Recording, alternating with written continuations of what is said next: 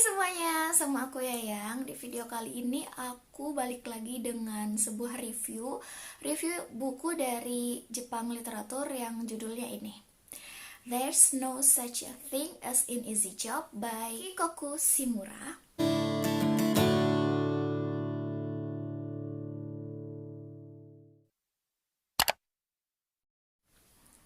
Buku ini tuh terdiri dari 416 halaman. Yang pertama kali diterbitin itu sekitar tahun 2015, of course dalam bahasa Jepang ya. Dan baru aja diterjemahin itu kayak sekitar bulan Maret tahun lalu, 2021.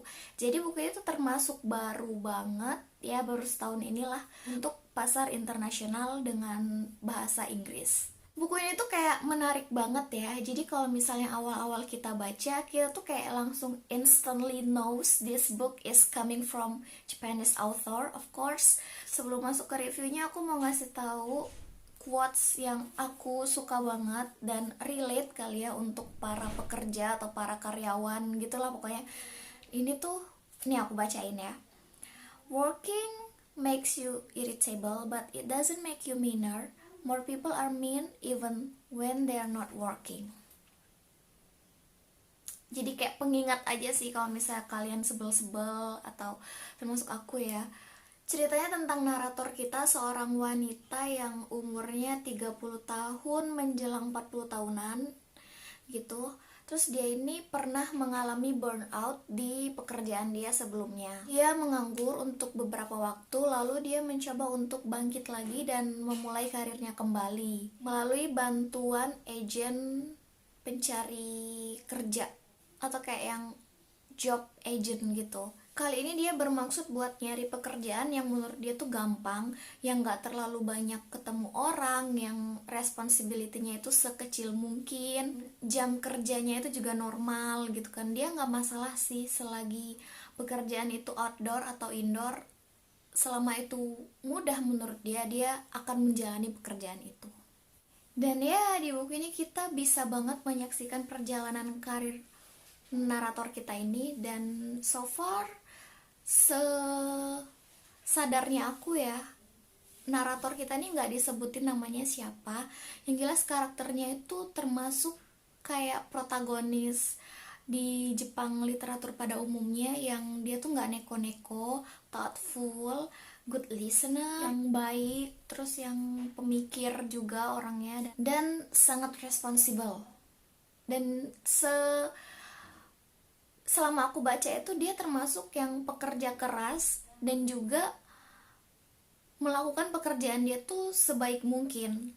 Selama baca buku ini tuh aku ngerasa kayak pekerjaan-pekerjaan yang dia lakuin di sini tuh agak terbilang aneh sih, but in positive way ya. Soalnya secara pribadi aku sendiri tuh kayak masih jarang banget dengerin jenis pekerjaan yang ada di dalam buku ini. Jadi buku ini tuh kayak ada sekitar 5 bab, dan masing-masing bab itu terdiri dari 5 pekerjaan yang berbeda yang dia lakonin.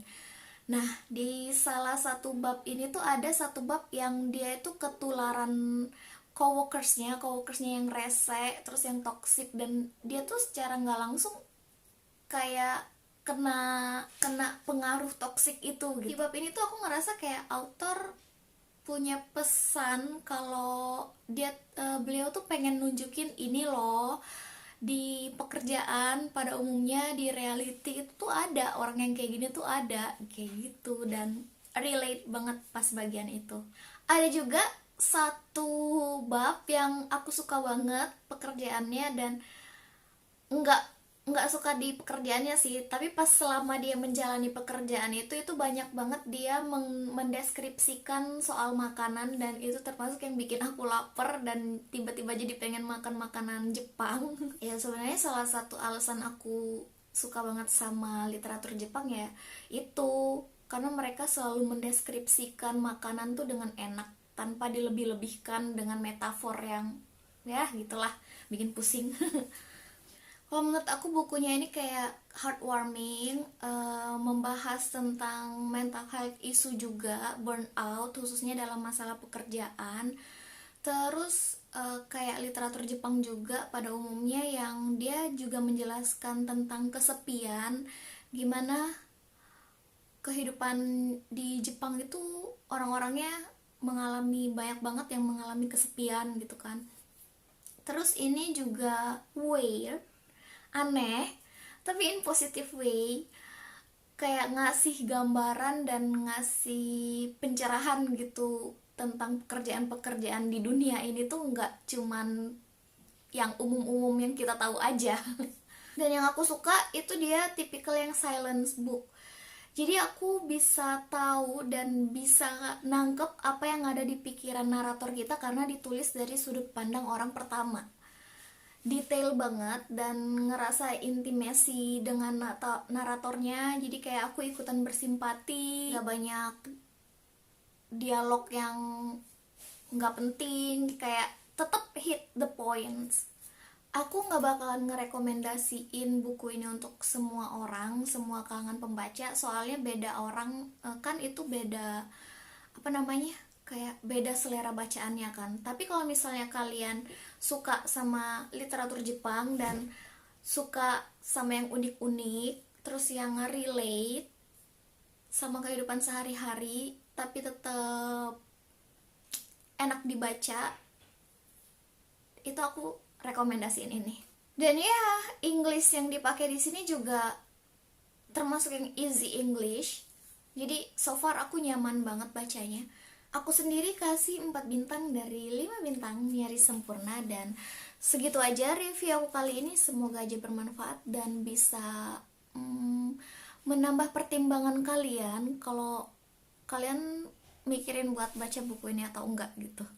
Dan makasih banyak udah nonton, dan see you in my next video, bye.